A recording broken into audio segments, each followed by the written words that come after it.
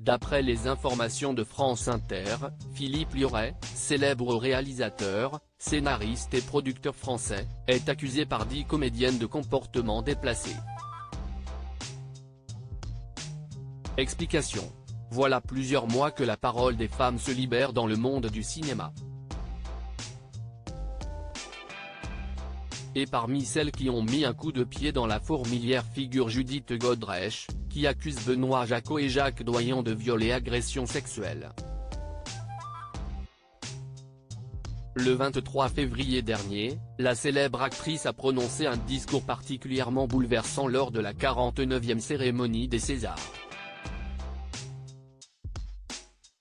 Depuis quelque temps, la parole se délie, l'image de nos pères idéalisés s'écorche, le pouvoir semble presque tanguer. Serait-il possible que nous puissions regarder la vérité en face ? A-t-elle déclaré face à une foule de professionnels du 7e art. Et plusieurs semaines plus tard, force est de constater que cette prise de parole, parmi tant d'autres, a permis à de nombreuses victimes présumées de sortir du silence.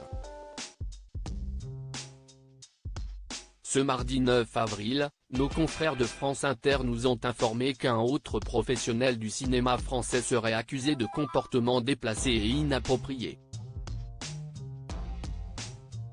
Il s'agit cette fois-ci de Philippe Liorret, réalisateur des films Je vais bien, Ne t'en fais pas et Welcome.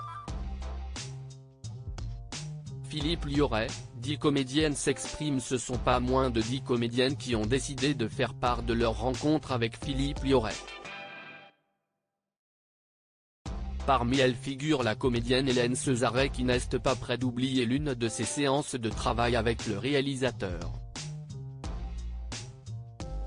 C'était un samedi, alors que les bureaux de la production étaient fermés, sans aucun membre du personnel présent. J'étais un peu étonné, raconte-t-elle. Philippe Liorret lui aurait alors demandé de jouer une scène intime. Je me dis, pourquoi ce choix de scène ? Il est le réalisateur, pas l'acteur avec lequel je jouerai. C'est gênant, rapporte-t-elle. Une fois la séance de travail terminée, la comédienne aurait quitté les lieux mal à l'aise, suivie par Philippe Liorret.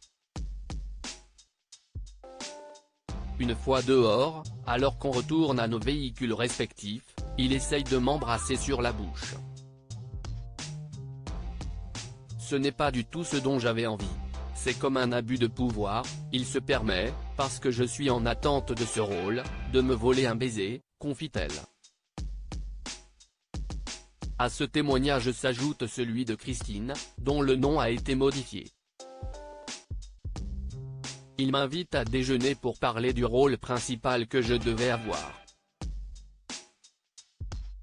Mais au moment de partir, de manière assez brutale, il m'attrape par les épaules et m'embrasse goulûment. Je suis resté pétrifié. Voyant mon état de sidération, il est parti, déclare-t-elle, avant d'ajouter, cela aurait pu être pire. Il ne m'a pas violé, il ne m'a pas fait de chantage. Mais c'est humiliant de se faire embrasser violemment comme ça. D'où a-t-il le droit de m'embrasser sans que j'aie donné mon consentement? D'où a-t-il le droit de me traiter comme ça, de manière brutale? À cette époque, je ne me disais pas que c'était une agression sexuelle. Mais aujourd'hui, avec le recul, je pense que c'en est une.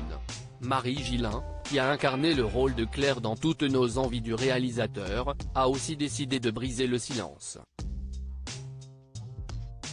Auprès de France Inter, l'actrice se souvient d'une sensation de malaise lors des essais avec le réalisateur, ainsi qu'une attitude charnelle qui l'a gênée. Je ne lui ai pas dit, reconnaît-elle, avant de poursuivre, sans doute parce qu'il avait tous les pouvoirs à ce moment-là, en particulier celui de me donner ou pas ce rôle dont je rêvais. De son côté, Philippe Liorret s'est dit, par le biais de Solange Doumik, son avocate, profondément désolé. Il ne s'en est évidemment pas du tout rendu compte, a assuré la pénaliste.